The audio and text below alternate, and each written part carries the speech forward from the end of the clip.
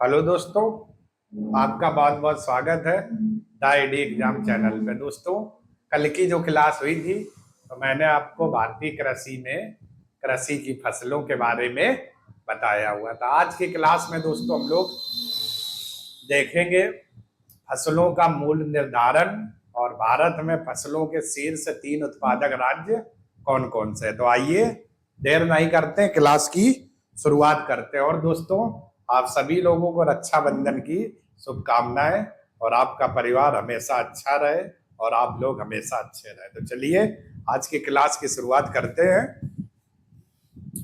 Heading दोस्तों जो पड़ी हुई है वो आपके सामने क्या पड़ी हुई है? फसलों का मूल्य निर्धारण। ठीक है, तो भारत में फसलों का न्यूनतम समर्थन मूल्य मतलब एमएसपी यानी मिनिमम सपोर्ट प्राइस। ठीक है, एमएसपी को क्या कहते हैं? न्यूनतम समर्थन मूल्य, एमएसपी। वो भी भारत में बात हो रही दोस्तों एमएसपी की। एमएसपी तो न्यूनतम समर्थन मूल्य कृषि लागत एवं मूल्य आयोग की सिफारिशों पर। तो अगर आपसे सवाल पूछे कि भारत में न्यूनतम समर्थन मूल्य या एमएसपी कौन आयोग करता है, तो कृषि लागत एवं मूल्य आयोग करता है। ठीक है, और इसी की सिफारिश पर केंद्र सरकार की आर्थिक मामलों की मंत्रिमंडल समिति द्वारा निर्धारित किया जाता है। ठीक है, तो कृषि लागत एवं मूल्य आयोग इसका क्या करता है? निर्धारण। और ये किसके अंतर्गत आता है? केंद्र सरकार के अंतर्गत। वर्तमान में सरकार में कुल 23 फसलों पर मूल्य निर्धारित करती है। यानी जो न्यूनतम समर्थन मूल्य है वो वर्तमान में अगर बात करें तो 23 फसलों पर एमएसपी निर्धारित है। और दोस्तों ये मूल्य निर्धारित किया कैसे जाता है? फसल की बुआई के पहले इसका मूल्य क्या किया जाता है? निर्धारित किया जाता है। शब्द सुनना, फसल की बुआई के पहले इसका मूल्य निर्धारित किया जाता है। ठीक है, चलो इतने का स्क्रीनशॉट लो दोस्तों, फिर और आगे बात करें।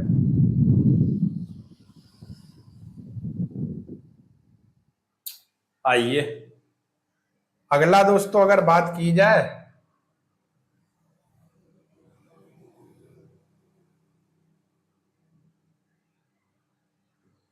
ये बहुत बड़ा कैसे हो गया, क्या बात है। अगला दोस्तों अगर बात करें अब उस 23 फसलों में कौन कौन सी फसलें हैं, तो 7 देखो दोस्तों अनाज है। और इन 7 अनाज में कौन कौन से हैं तो देखो जरा, धान, गेहूं, मक्का, ज्वार, बाजरा, जौ और रागी। ये दोस्तों 23 फसलों में 7 क्या हो गई? अनाज आपके हो गए, 7 अनाज हो गए। 5 दालें हैं। दालें कौन कौन सी? चना, अरहर, मूंग, उड़द और मसूर। और अपने यहाँ दोस्तों यही 5 दालें बनती है, नहीं कहते हो? 5 दाल मिक्स करके बनाओ। ठीक है, 7 तिलहनी फसलें जैसे मूंगफली, रेपसीड सरसों, सोयाबीन, तिल, सूरजमुखी, कुसुम और नाइजर सीड जिसे राम तिल हम लोग कहते हैं। तो 7 ये तिलहनी फसलें हैं, मतलब जिनसे तेल निकाला जाता है। और 4 ये व्यवसायिक फसलें कौन कौन? कपास, कच्चा जूट, खोपरा जिसे सूखा नारियल कहते हैं और गन्ना। ठीक है, ये 4 आपकी व्यवसायिक फसलें। ऐसे जोड़ो, 7 7 14 4 18 1 19 और 19 4 कितनी होगी? 23 फसलें हैं। तो वर्तमान में इन्हीं 23 फसलों पर ही सरकार के द्वारा एमएसपी क्या की जाती है? निर्धारित की जाती है टोटल। इसमें से 7 अनाज, 5 दालें, 7 तिलहनी फसलें और 4 व्यवसायिक फसलें हैं। ठीक है, चलो स्क्रीनशॉट लो, फिर आगे और बात करें।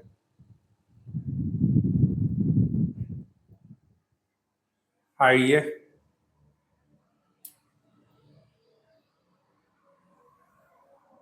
तो आइए दोस्तों देखते हैं जरा मूल्य निर्धारण में। तो आइए जरा, तो सबसे पहले गेहूं देखते हैं दोस्तों। ठीक है, और इस गेहूं में बात करें तो जरा देखो, 2023-24 में गेहूं का जो एमएसपी था 2125 रुपए प्रति कुंटल, 2125 रुपए प्रति कुंटल। लेकिन 24 और 25 में बढ़ गया 2275 रुपए प्रति कुंटल, ठीक है। और 2025-26 में 2425 रुपए प्रति कुंटल हो गया। और 2026 में जो गेहूं का न्यूनतम समर्थन मूल्य है 2585 रुपए है। तो अगर आपसे पूछे 2023 से लेकर के 2026 तक गेहूं के मूल्य में लगातार बढ़ोतरी हुई है, तो पहला कथन सत्य लिखा हुआ है। या 2024 से लेकर के 2023 से 26 तक गेहूं के मूल्य में उतार चढ़ाव रहा है, तो उतार चढ़ाव नहीं हुआ, आप देखो बढ़ ही रहा है, ठीक है। तो ये गेहूं का 2026 तक का न्यूनतम समर्थन मूल्य था लेटेस्ट आंकड़े के अनुसार। अब आगे जो भी बढ़े तो आप लोग थोड़ा एक्टिव रहना दोस्तों, ठीक है। धान की अगर बात करें तो 2023 में धान का जो मूल्य था 2183 रुपए प्रति कुंटल। 24 में अगर बात करें तो 2300 रुपए प्रति कुंटल हो गया। 25 में वही बढ़कर 2369 रुपए हो गया, केवल 69 बढ़ा। और 26 में दोस्तों 2450 रुपए प्रति कुंटल, 2450 रुपए प्रति कुंटल हुआ। तो ये दोस्तों गेहूं और धान दोनों में ही देखिए बढ़ोतरी हुई है, बढ़ोतरी हुई, उतार चढ़ाव यानी किसी में कम ज्यादा नहीं हुआ। इधर 23 से 26 तक में बढ़ोतरी धान वाले में, और गेहूं वाले में देखो 23 से 2100 से स्टार्ट हुआ, 2585 रुपए प्रति कुंटल गेहूं का न्यूनतम समर्थन मूल्य है, ठीक है दोस्तों। चलो स्क्रीनशॉट ले लो, फिर और आगे बात करें। आइए अन्य दोस्तों जो फसलें हैं, तो आइए थोड़ा उन पर चर्चा कर लेते हैं। अन्य कौन कौन सी फसलें हैं, तो जरा देखो 2026 में मूल्य रुपए प्रति कुंटल, तो जौ का कितना है 2150 रुपए प्रति कुंटल। 26 के आंकड़े हैं दोस्तों ये। चना की अगर बात करें तो 5875 रुपए प्रति कुंटल है। मसूर की बात करें तो 7000 रुपए प्रति कुंटल है। सरसों की अगर बात की जाए तो 6200 रुपए प्रति कुंटल है। बाजरा का मूल्य 2900 रुपए प्रति कुंटल। मक्का की अगर बात करें तो 2410 रुपए प्रति कुंटल। और ज्वार की अगर बात की जाए तो 4023 रुपए प्रति कुंटल, ठीक है। तो इन सभी में सबसे महंगा देखो सरसों है, सरसों 6200 रुपए प्रति कुंटल मूल्य है। और ये कब का आंकड़ा है 2026 में, 26 में, क्लियर। तो ये दोस्तों धान और गेहूं का, गेहूं और धान के मूल्य थे। इनमें कथन कारण पे सवाल बना देगा कि 23 से 26 तक में बढ़ोतरी हुई, या डायरेक्ट आंकड़े पूछ सकता है। और कुछ फसलें ये हैं तो इनके भी न्यूनतम समर्थन मूल्य आप लोग याद रखना, ठीक है दोस्तों। चलिए आगे बढ़ते हैं। आगे दोस्तों अगर हम लोग बात करें तो कुछ फसलें लिखी हुई हैं और उनके दोस्तों जन्म स्थान लिखे हुए हैं। तो आइए फसलें और जन्म स्थान देख लेते हैं। तो गेहूं, गेहूं का जो जन्म स्थान है दक्षिण पश्चिम एशिया, ठीक है। गेहूं का क्या माना जाता है दक्षिण पश्चिम एशिया। धान की अगर बात करें तो दक्षिण एवं दक्षिण पूर्व एशिया। मक्का मध्य अमेरिका या मैक्सिको, ठीक है। मक्का का जन्म स्थान क्या मध्य अमेरिका या मैक्सिको। ज्वार की अगर बात करें तो अफ्रीका जन्म स्थान है ज्वार का। बाजरा का, बाजरा में भी अफ्रीका है। रागी अफ्रीका है। चना की अगर दोस्तों बात करें तो पश्चिम एशिया है। अरहर का जन्म स्थान भारत माना जाता, और मसूर का जन्म स्थान पश्चिम एशिया, पश्चिम एशिया। तो जरा देखो पश्चिम एशिया, पश्चिम एशिया, पश्चिम एशिया में इस वाले स्लाइड में कुछ ज्यादा जन्म स्थान लिखे हुए हैं। तो एक गेहूं, धान और मक्का दोस्तों ये याद रखना, अक्सर एग्जाम में पूछ लिए जाते हैं कि इनका जन्म स्थान कहां पर है। तो कोई भी चीज मैंने छोड़ी नहीं है कृषि में, हर एक चीज को कवर किया, जैसे जैसे सवाल जहां से जिस एग्जाम में पूछे जाते हैं। एक बार जब आप यहाँ से कृषि पढ़ लोगे तो आपको भटकना नहीं पड़ेगा किसी चीज के लिए, ठीक है। चलो स्क्रीनशॉट लो, फिर और देखते हैं फसलों के जन्म स्थान। आइए कुछ फसलें और हैं दोस्तों, उनको भी जन्म स्थान में देखते हैं। जैसे मूंग का जन्म स्थान कहाँ पर है? भारत में है। उड़द का भी दोस्तों जन्म स्थान कहाँ है? भारत, यानी मूंग उड़द भारत। मूंगफली का जन्म स्थान दक्षिण अमेरिका। सूरजमुखी का जन्म स्थान है उत्तरी अमेरिका। सोयाबीन चीन को माना जाता है। सरसों भूमध्य सागरीय क्षेत्र को माना जाता है। तिल अफ्रीका। और गन्ना का जन्म स्थान न्यूगिनी देश, न्यूगिनी देश। ठीक है, तो ये दोस्तों याद रखना, मूंग और उड़द भारत, और मूंगफली सूरजमुखी सोयाबीन, ये भी दोस्तों अक्सर पूछ लिए जाते हैं। सोयाबीन चीन जन्म स्थान है, मूंगफली का दक्षिण अमेरिका, और सूरजमुखी का क्या रहेगा? उत्तरी अमेरिका, उत्तरी अमेरिका। ठीक है, तो ये फसलों के कुछ जन्म स्थान है दोस्तों, आप लोग याद रखना। आइए कुछ और दोस्तों हम लोग जन्म स्थान देख लेते हैं फसलों के, कुछ और कौन कौन रहेंगे तो उस पर भी चर्चा कर लेते हैं। तो आइए दोस्तों कुछ और में, कपास का जो जन्म स्थान, ये देखो भारत में है दोस्तों कपास का। कॉफी का इथोपिया देश माना जाता है। चाय का चीन। ठीक है, सोयाबीन भी चीन था इससे पहले, और चाय का जन्म स्थान क्या है? चीन। कोको की अगर बात करें तो कोको का जन्म स्थान दक्षिण अमेरिका, दक्षिणी अमेरिका। आलू दक्षिण अमेरिका, दक्षिण अमेरिका। टमाटर दक्षिण अमेरिका, दक्षिण अमेरिका। मिर्च मध्य अमेरिका, और तंबाकू अमेरिका। तो इस स्लाइड में ज्यादातर यहां से जितने भी ये शुरू हो रहे हैं, ये सब अमेरिका में जन्म स्थान इन सबके माने गए। दक्षिण अमेरिका का ही, मध्य अमेरिका, आप स्लाइड देखो सब वही नाम लिखे हुए हैं। तो यहां से एक तो ये तंबाकू याद रखना दोस्तों, कॉफी चाय, और कपास आलू। ठीक है, ये आपसे पूछे जा सकते हैं कि इस फसल का जन्म स्थान क्या है। वैसे तो आपको पता होगा, क्या तंबाकू हुआ, कॉफी, ये आलू हुआ, ये सब पुर्तगाली भारत में लाए थे, लेकिन सबसे पहले अपने यहाँ इसकी शुरुआत कहाँ से हुई, कहाँ उगे? ठीक है, उत्पादन कहाँ हुआ सबसे पहले, तो उस स्थान पर आपका क्या जन्म स्थान लिखा हुआ। ठीक है, चलो स्क्रीनशॉट लो दोस्तों। आइए अब दोस्तों जो हम लोग बात करते हैं वो, आइए क्या करते हैं, शीर्ष फसल उत्पादक राज्य। शीर्ष फसल उत्पादक राज्य, ठीक है, कौन कौन से हैं? तो सबसे पहले गेहूं, तो प्रथम स्थान पर उत्तर प्रदेश है, दूसरे स्थान पर मध्य प्रदेश है, और तीसरे स्थान पर पंजाब है। लेकिन क्या लिखा हुआ? प्रति हेक्टेयर उत्पादन में पंजाब नंबर 1 राज्य है, नंबर 1 राज्य है। प्रति हेक्टेयर उत्पादन में पंजाब दोस्तों क्या है? नंबर 1 है, नंबर 1 है। ठीक है, तो अगर आपसे कहे गेहूं के शीर्ष उत्पादक राज्य कौन से हैं, तो उत्तर प्रदेश पहले पर है, फिर मध्य प्रदेश, फिर आपका क्या है? पंजाब। धान की अगर बात करें तो शीर्ष उत्पादक राज्य धान में उत्तर प्रदेश, फिर तेलंगाना, फिर पश्चिम बंगाल। तो यूपी, तेलंगाना, पश्चिम बंगाल, ये 3 ऐसे राज्य हैं जो धान का क्या करते हैं? सर्वाधिक उत्पादक। तो धान के सर्वाधिक उत्पादन में उत्तर प्रदेश, और गेहूं के भी सर्वाधिक उत्पादन में उत्तर प्रदेश है। ठीक है दोस्तों, चलो स्क्रीनशॉट लो, फिर दोस्तों और बात करते हैं हम लोग। आइए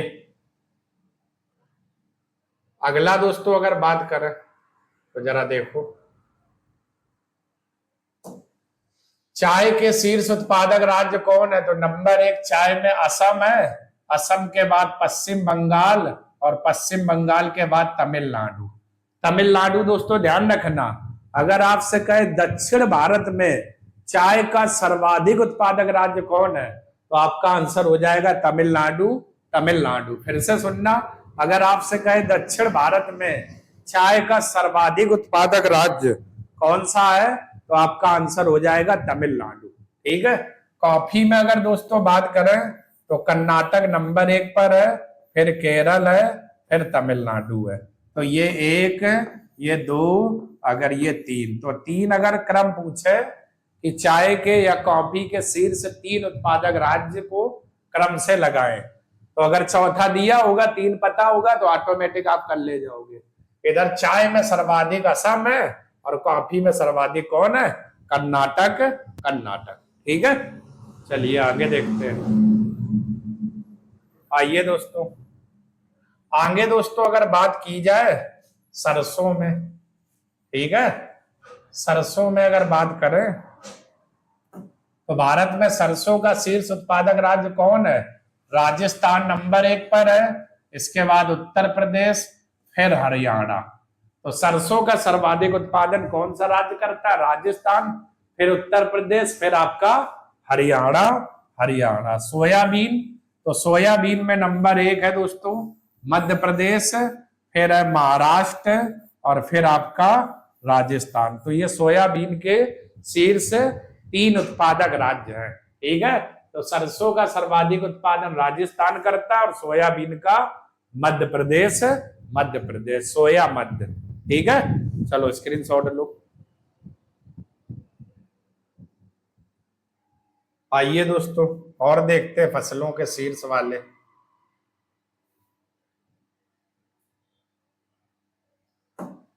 मूंगफली, तो मूंगफली में नंबर 1 पर है गुजरात, राजस्थान और आंध्र प्रदेश, ठीक है। तो मूंगफली में नंबर 1 पर कौन है? नंबर 1 गुजरात है, फिर राजस्थान है, फिर आपका आंध्र प्रदेश है। तो अगर कहे मूंगफली का भारत में सर्वाधिक उत्पादक राज्य कौन है, तो गुजरात है। मक्का में बात करें तो मध्य प्रदेश, फिर कर्नाटक, फिर बिहार, ठीक है। तो सोयाबीन में भी मध्य प्रदेश था और मक्का में भी नंबर 1 स्थान पर कौन है दोस्तों? मध्य प्रदेश। मध्य प्रदेश, ठीक है। चलो स्क्रीनशॉट लो। आइए आगे देखते हैं दोस्तों। इसमें एक और दिया हुआ है, तंबाकू और दिया हुआ है। तंबाकू का सर्वाधिक उत्पादक राज्य आंध्र प्रदेश नंबर 1 पर है, फिर गुजरात है, फिर दोस्तों कर्नाटक। तो आंध्र प्रदेश, गुजरात और कर्नाटक ये आपके तंबाकू के शीर्ष उत्पादक राज्य है। तंबाकू के शीर्ष उत्पादक राज्य है, ठीक है दोस्तों। चलिए स्क्रीनशॉट ये भी ले लो। आइए दोस्तों और बात करें तो आइए गन्ना। गन्ने का भारत में सर्वाधिक उत्पादक राज्य कौन सा है? उत्तर प्रदेश में सर्वाधिक गन्ना होता है, फिर महाराष्ट्र में और फिर कर्नाटक राज्य में। तो गन्ने का सर्वाधिक उत्पादक उत्तर प्रदेश, महाराष्ट्र और कर्नाटक। कपास में बात करें तो कपास में गुजरात है, गुजरात के बाद महाराष्ट्र, महाराष्ट्र के बाद तेलंगाना। तो कपास का सर्वाधिक उत्पादक राज्य गुजरात और गन्ने का सर्वाधिक उत्पादक राज्य उत्तर प्रदेश। उत्तर प्रदेश, क्लियर दोस्तों। चलिए आगे देखते हैं। एक और दिया हुआ ज्वार। ज्वार में सर्वाधिक है नंबर 1 पे महाराष्ट्र, फिर इसके बाद है कर्नाटक, फिर है राजस्थान। तो अगर कहे भारत में ज्वार का सर्वाधिक उत्पादक राज्य कौन सा है, तो दोस्तों आपका आंसर क्या हो जाएगा? महाराष्ट्र। महाराष्ट्र, ठीक है। आइए आगे देखते हैं।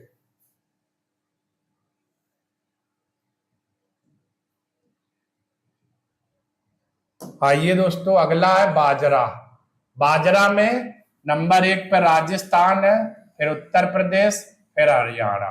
तो अगर आपसे कहे बाजरे का शीर्ष उत्पादक राज्य कौन है, तो दोस्तों आपका आंसर क्या हो जाएगा? राजस्थान, उत्तर प्रदेश और हरियाणा, ठीक है। आलू, आलू में नंबर 1 पर है उत्तर प्रदेश, फिर पश्चिम बंगाल, फिर बिहार, ठीक है। तो आलू में अगर बात करें तो नंबर 1 पर है उत्तर प्रदेश, फिर पश्चिम बंगाल और फिर आपका कौन सा है? बिहार है। बिहार है, ठीक है दोस्तों। आगे अगर बात करें चना, चना का शीर्ष उत्पादक राज्य नंबर 1 पर मध्य प्रदेश, फिर महाराष्ट्र, फिर राजस्थान। तो चने का सर्वाधिक उत्पादक कहाँ होता है? मध्य प्रदेश में। आलू का सर्वाधिक उत्पादक उत्तर प्रदेश में, बाजरे का सर्वाधिक उत्पादक राजस्थान में। राजस्थान में, ठीक है। चलो स्क्रीनशॉट ले लो दोस्तों। आइए आगे अगर बात करें ये भी दोस्तों बहुत पूछा जाता है, जूट वाला ये बहुत आता है।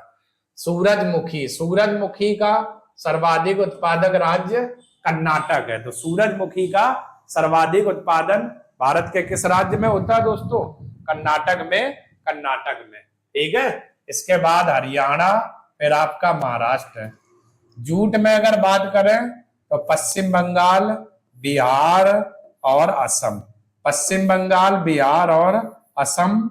और पश्चिम बंगाल चावल के उत्पादन में भी दोस्तों नंबर 1 था, और जूट में भी पश्चिम बंगाल नंबर 1 है। ठीक है,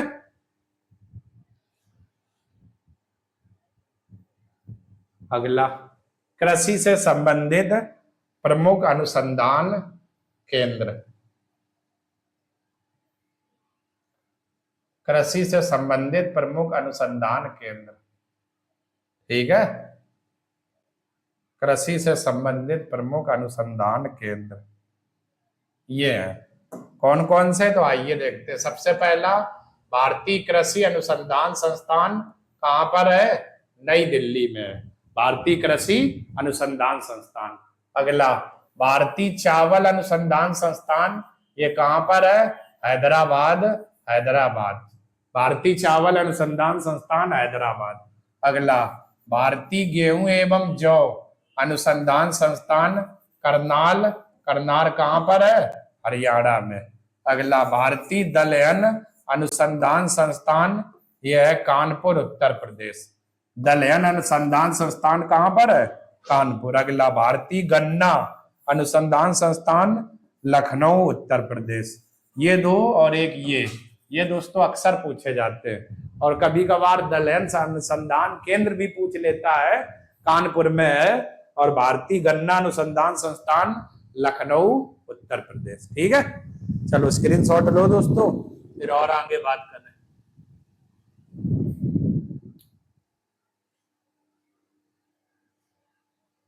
आइए,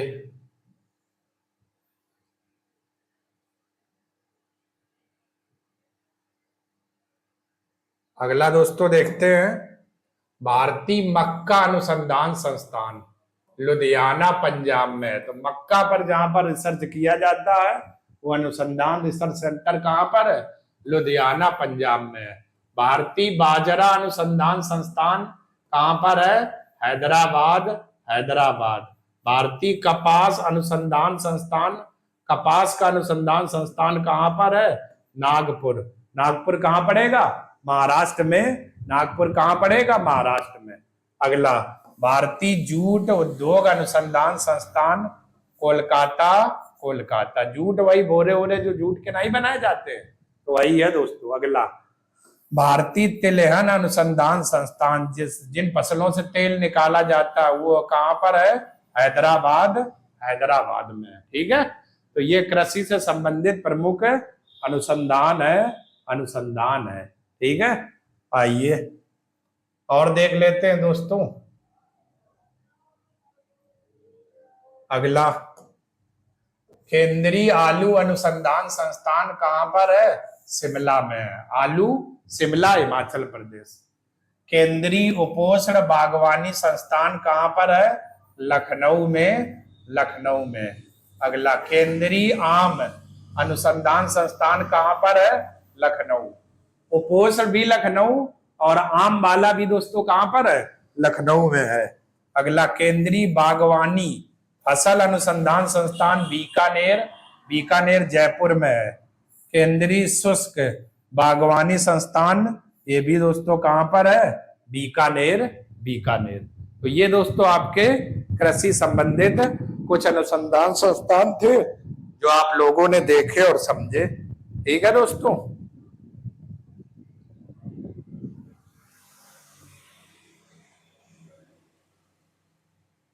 आइए और दोस्तों देख लेते हैं, भारतीय कृषि जैव प्रौद्योगिकी संस्थान रांची, रांची कहां पड़ेगा? झारखंड में, झारखंड। ठीक है, भारतीय कृषि जैव प्रौद्योगिकी संस्थान रांची, झारखंड। अगला, राष्ट्रीय डेयरी अनुसंधान संस्थान करनाल, करनाल कहां पर है?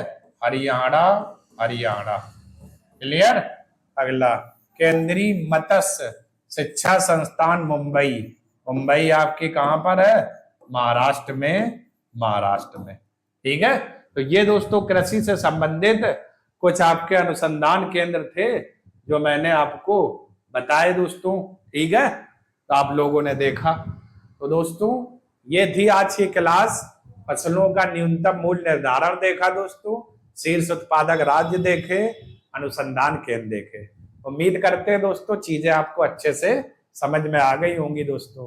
तो दोस्तों अगर आपको वीडियो पसंद आ रहा है तो हमारे चैनल को दोस्तों लाइक करें, सब्सक्राइब करें और वीडियो को ज्यादा से ज्यादा दोस्तों शेयर करें। अच्छे से अपने नोट्स बनाएं, सब विधिवत लिखें। कल दोस्तों हम लोग एक नई क्लास के साथ में फिर से मिलेंगे। तब तक के लिए आप सभी लोगों का दोस्तों बहुत बहुत धन्यवाद। जय हिंद दोस्तों।